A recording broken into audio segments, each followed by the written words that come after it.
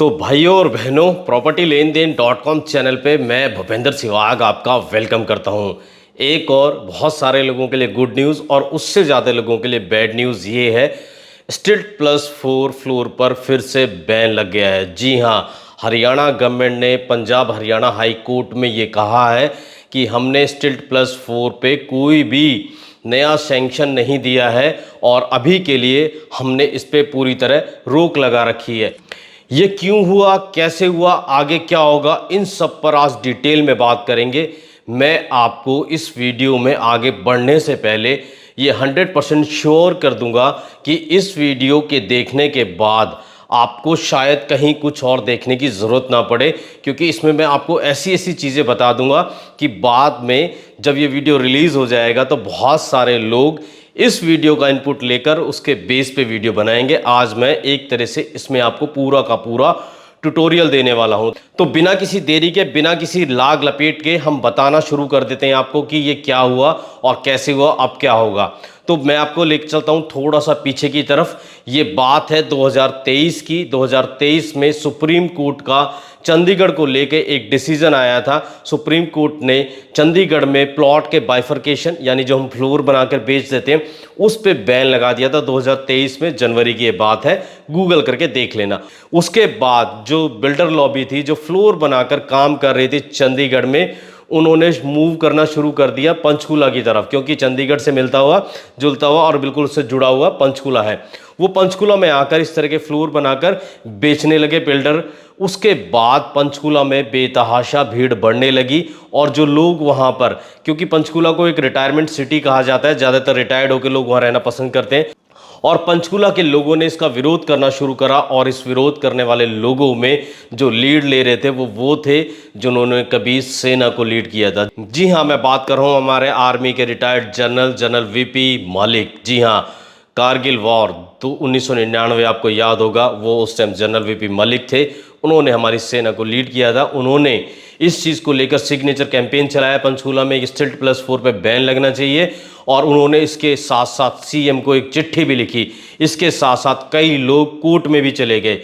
Haryana government ने इस पे एक्शन लिया और हमारे उस टाइम के चीफ मिनिस्टर होते थे मनोहर लाल खट्टर, उन्होंने स्टिल्ट+4 पे बैन लगा दिया। ये बात है फरवरी 2023 की। उसके बाद लोगों ने विरोध किया, जो प्रो थे स्टिल्ट+4 के, कि ये ओपन होना चाहिए। इससे बहुत सारे लोगों को घर मिल रहे थे, प्राइस बहुत तेज़ी से बढ़ जाएंगे। सरकार ने जो HSVP में प्लॉट का ये ऑप्शन किया है, इसके साथ साथ सरकार ने जो दीनदयाल के प्लॉट्स जो लाइसेंस दिए हैं उसमें स्टिल्ट+4 का प्रोविज़न किया हुआ है और उसी हिसाब से लाइसेंस फीस भी चार्ज की हुई है। सरकार को समझ में आई चीज़ें, तो सरकार ने क्या करा, एक कमेटी बना दी, एक्सपर्ट कमेटी, कि वो उस पर अपनी रिपोर्ट देगी और रिपोर्ट के बाद सरकार कोई फैसला लेगी। मैंने जैसा कि आपको बताया था वीडियो में अभी कुछ देर पहले, कुछ लोग कोर्ट में चले गए थे। तो कुछ लोग सिर्फ 2023 में कोर्ट में नहीं गए थे, 2021 में जब इसको स्टिल्ट+4 को ओपन किया गया था तभी कोर्ट में चले गए थे। जो लोग कोर्ट में गए थे, जिन्होंने पिटीशन लगाई थी, उसमें कुछ लोग पंचकूला के थे और उसमें से एक थे गुड़गांव के। गुड़गांव से कौन थे, उनके बारे में बात बताऊंगा, उनके बारे में थोड़ा सा बैकग्राउंड बताऊंगा, फिर आगे बढ़ेंगे। तो गुड़गांव से गुड़गांव सिटीजन काउंसिल एक RWA का संगठन है और इनके साथ बहुत सारे RWA जुड़े हुए हैं। ये कोर्ट में चले गए थे पंजाब हरियाणा हाई कोर्ट में कि स्टिल्ट+4 पे बैन लगना चाहिए। और कल जो पिटीशन थी इन्हीं की दायर की हुई थी, जिसपे हरियाणा सरकार की तरफ से जो वकील पेश हुए, उन्होंने ये कहा कि हमने अभी कोई भी नया सैंक्शन नहीं दिया है स्टिल्ट+4 पे और अभी के लिए हम इसको रोक लगाते हैं और इसमें जो अगली डेट होगी उसमें आगे देखते हैं कि दोनों पार्टियों की तरफ से क्या कहा जाएगा। हाँ, हरियाणा सरकार की तरफ से जो वकील पेश हुए कोर्ट में, उन्होंने इतना ज़रूर कहा कि जो पिटिशनर है, जिन्होंने पिटिशन दायर की, वो चाहते हैं स्टिल्ट+4 पे बैन लग जाए। लेकिन हमने कहा कि हमने इस पे एक्सपर्ट कमेटी बना दी थी और एक्सपर्ट कमेटी ने इस पे बहुत सारे राइडर्स लगाए हैं। उसके बाद हमने ये इसका प्रोविज़न किया था। लेकिन देखते हैं कोर्ट इस पे क्या फैसला लेता है। कोर्ट जो फैसला लेगा हम उस पर टिप्पणी नहीं करेंगे। कोर्ट का जो फैसला होगा वो आप सब लोगों को पता लग जाएगा। अभी क्या हाल है उस पर बात कर लेते हैं। इसके बाद हरियाणा गवर्नमेंट में खलबली मच गई और हरियाणा गवर्नमेंट ने जो नोटिफिकेशन निकाला था, जो एसओपीज निकाले थे, वो सारे के सारे अपनी जो TCP Haryana town and country planning की जो वेबसाइट है उससे हटा दिया। जी हाँ, उसको बिल्कुल गायब कर दिया। इसके साथ साथ Still+4 के नाम से एक पोर्टल भी लॉन्च किया था, उस पोर्टल को भी हटा दिया। उस पोर्टल में बहुत सारी जानकारी थी और उस पोर्टल में क्या नहीं था उसके बारे में बताऊंगा, और वीडियो से जुड़े रहें क्योंकि वीडियो के लास्ट में मैं सबसे ज़्यादा जो इसका प्रभाव पड़ा है दीनदयाल के प्लॉट्स पे, उसके बारे में एक ऐसी चीज़ बताने वाला हूँ। उसको जानने के बाद अब बहुत सारे लोग जो प्रॉपर्टी बाय कर चुके हैं, दीनदयाल के प्लॉट बाय कर चुके हैं, उनको या तो नुकसान होगा, और जो नहीं बाय कर पाए हैं, जिन्होंने बाय नहीं किया, उनको फ़ायदा हो सकता है, वो बच सकते हैं फ्यूचर के लिए। तो सिटीजन काउंसिल, तो गुड़गांव सिटीजन काउंसिल की बात कर लेता हूँ। इसको जो चलाने वाले इनके मुख्य कर्ता धर्ता थे वो RS राठी हुआ करते थे। RS राठी मेरे बहुत अच्छे नोन भी थे। वो अक्सर गुड़गांव को लेके बहुत इश्यूज उठाते थे। उन्होंने DLF के साथ काम किया, DLF में वो इंजीनियर रहे।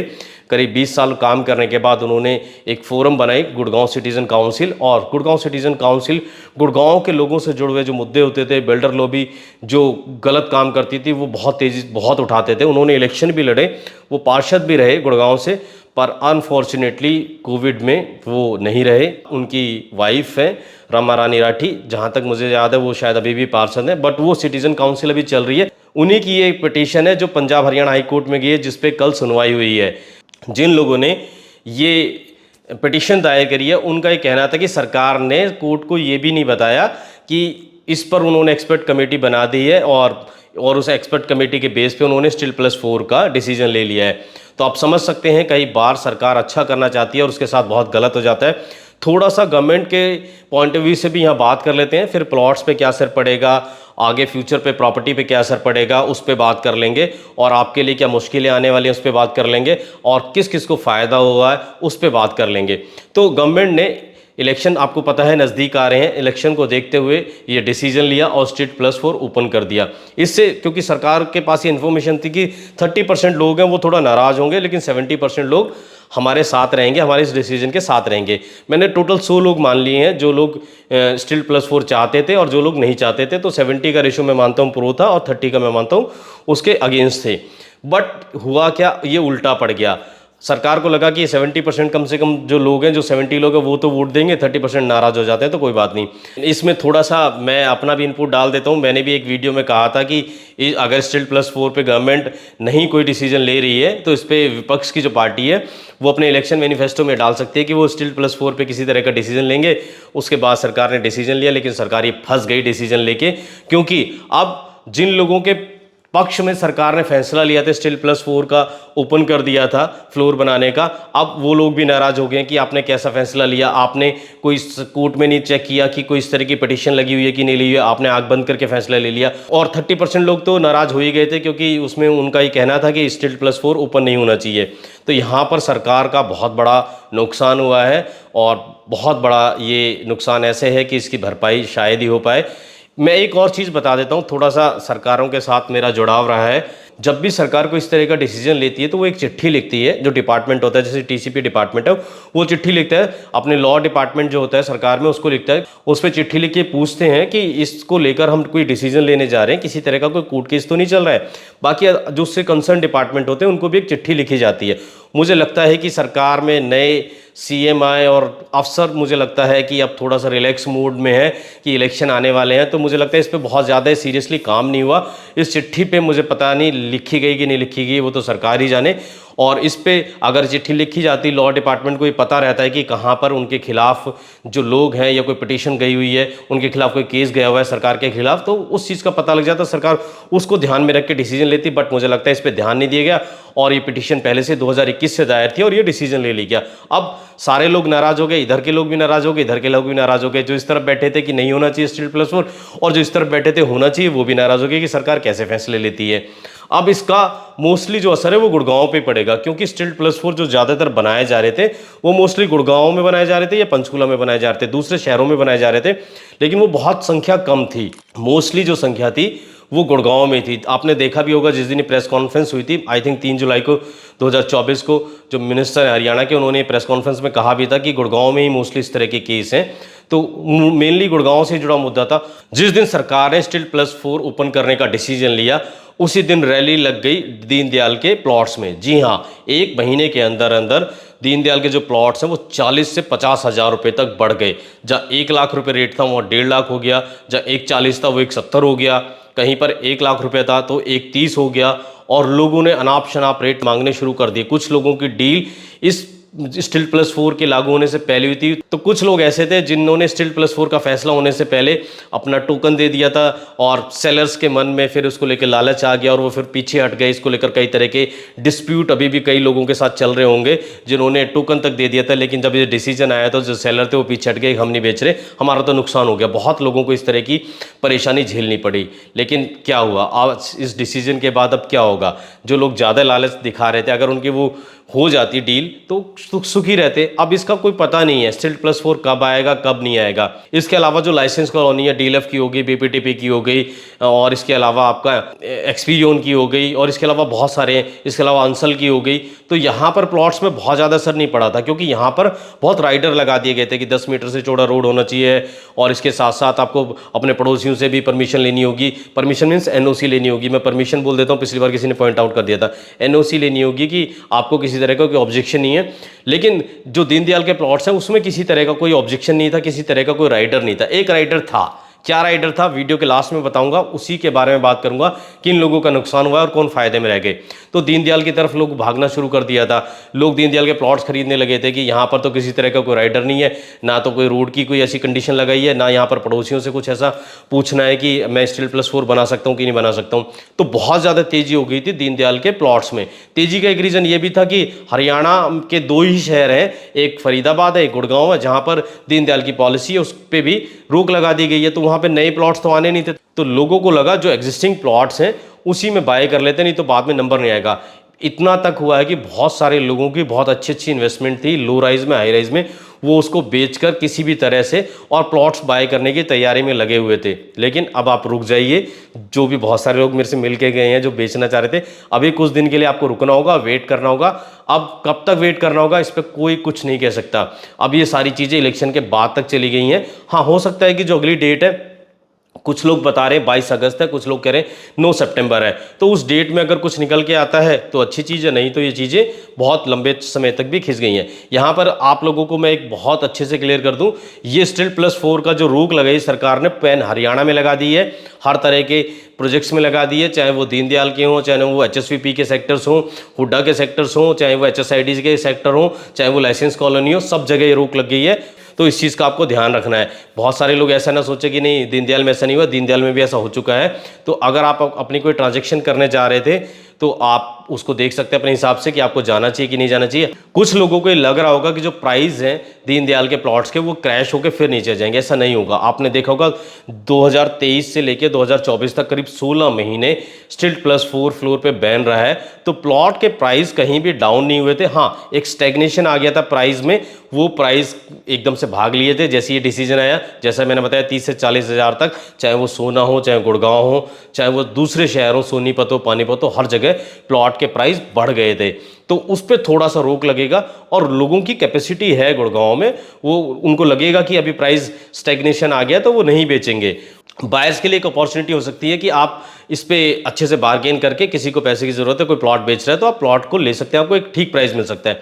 यहाँ पे नुकसान किसका हुआ है? नुकसान उन लोगों का हुआ है जो अंडर 2 CR में अपनी प्रॉपर्टी की तलाश में थे गुड़गांव में, उन्हें कुछ नहीं मिल रहा था क्योंकि सिर्फ हाई राइज आए जा रहे थे। जैसा कि आप लोगों को पता है, हम इस पे कैंपेन भी चला चुके हैं, सब बड़े बड़े प्रोजेक्ट लेकर आ रहे थे। बड़े बड़े प्रोजेक्ट्स का मतलब है कि बड़े बड़े साइज लेकर आ रहे थे, बहुत ज़्यादा प्राइस में लेकर आ रहे थे, तो लोगों ने वहाँ जाना कम कर दिया था। आपको लोगों को पता है कि हाई राइज का क्या हाल है, और स्टील प्लस 4 का बैन हटने के बाद और थोड़ा सा लोगों ने हाई राइज की तरफ देखना बंद कर दिया था।